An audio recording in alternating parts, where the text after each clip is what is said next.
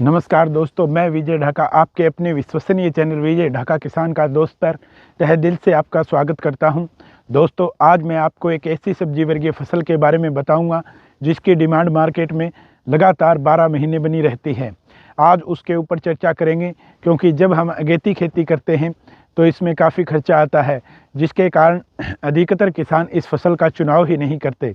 क्योंकि अगेती खेती के लिए हमारे पास पॉली हाउस, नेट हाउस या फिर टनल विधि से हम इस लगा सकते हैं।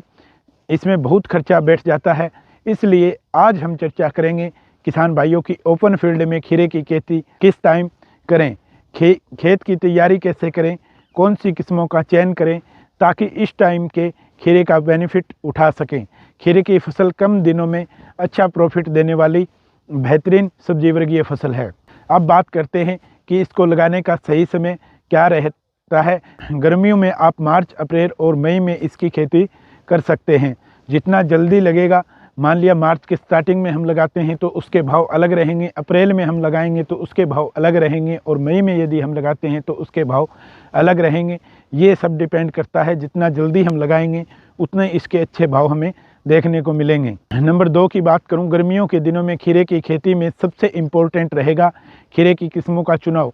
इसलिए पहला पॉइंट हमारा यही रहेगा कि हमें किस प्रकार की किस्मों का चुनाव खीरे के अंदर करना चाहिए। लेकिन इसमें ध्यान रखने वाली बात क्या है कि गर्मियों के दिनों में जहां तापमान 30 से 42-43 डिग्री चला जाता है, लू और गर्म हवाएं चलनी स्टार्ट हो जाती हैं, वहाँ वैरायटियों का चुनाव अति महत्वपूर्ण हो जाता है। तो उसमें आप कौन कौन सी किस्मों का चयन कर सकते हैं, उसके ऊपर हम किसान भाइयों बात करते हैं।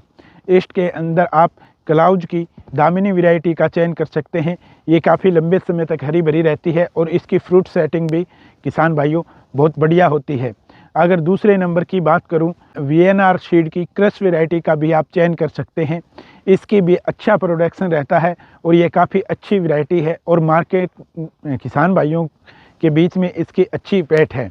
और आगे बात करूं एक बढ़िया वैरायटी की, तो ईस्ट वेस्ट की नाजिया F1 वैरायटी, जहां खीरे का जिक्र आएगा वहां नाजिया वैरायटी की जिक्र अवश्य आएगा। किसानों के बीच में ये बहुत ही पॉपुलर और एक नंबर वैरायटी है।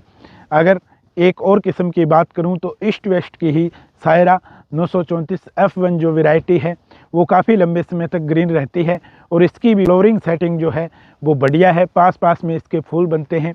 इसलिए इन वैरायटियों में आप किसी भी वैरायटी का चयन कर सकते हैं। यदि आप ये किस्में आपको नहीं मिल रही हैं तो आप इनसे अलग भी जो किस्म आपके एरिया में अच्छी चलती हो उसका भी चयन कर सकते हैं, ताकि मार्च अप्रैल में जो लगती हो और अच्छा जिसका किसानों के बीच में इस टाइम के ऊपर पॉपुलैरिटी हो तो उसका भी आप चयन कर सकते हैं। तो ये तो थी कि जब हम मार्च अप्रैल में खीरा लगाएंगे तो कौन सी वैरायटी का सही चुनाव रहेगा, उसके ऊपर हमने चर्चा कर ली है। अब बात करते हैं कि खीरे की फसल कितने दिन की फसल होती है। खीरे की फसल की पहली तुड़ाई 45 से 55 दिन पर स्टार्ट हो जाती है। यदि हमने सही से देखभाल और सही से फर्टिगेशन वगैरह किया है तो ये लगातार 3 महीने तक आराम से चल सकती है, जिसके अंदर हमें भारी मुनाफा देखने को मिलेगा। अब सिंचाई किस टाइम करें, सिंचाई का शेड्यूल गर्मियों के दिनों में बहुत इम्पोर्टेंट होता है किसान भाइयों।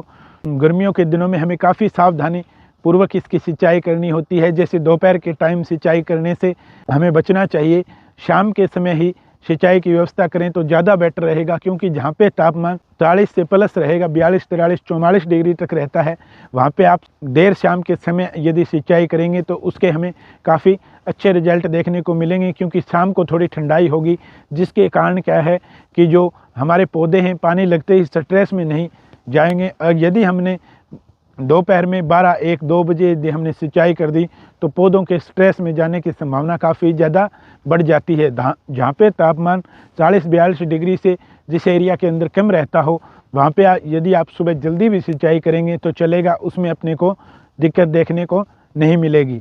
अब बात कर लेते हैं कि बुआई के समय हमें कौन कौन सी खाद देनी चाहिए। देसी गोबर की खाद की 3 से 4 ट्रॉली गली सड़ी होनी चाहिए, बिल्कुल जिसके अंदर ठंडाई हो, ताज़ा ना हो, तो आप इसका यूज़ कर सकते हैं।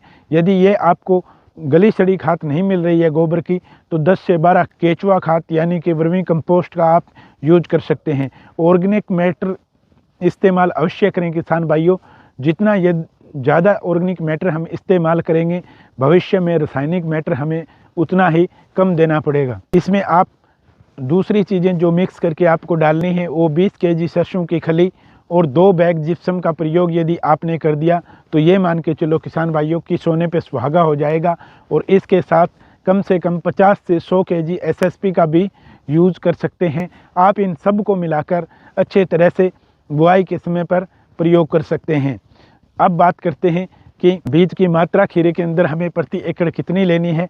तो 200 ग्राम खीरा, और जहाँ पे यदि आपका जर्मिनेशन कम आ रहा है तो वहाँ 200 से लेकर 250 ग्राम खीरा आप पर एकड़ यूज कर सकते हैं। अब बात कर लेते हैं कि प्लांट टू प्लांट, पौधे से पौधे की दूरी या बेल से बेल की दूरी कितनी होगी, तो 3 फीट होनी चाहिए।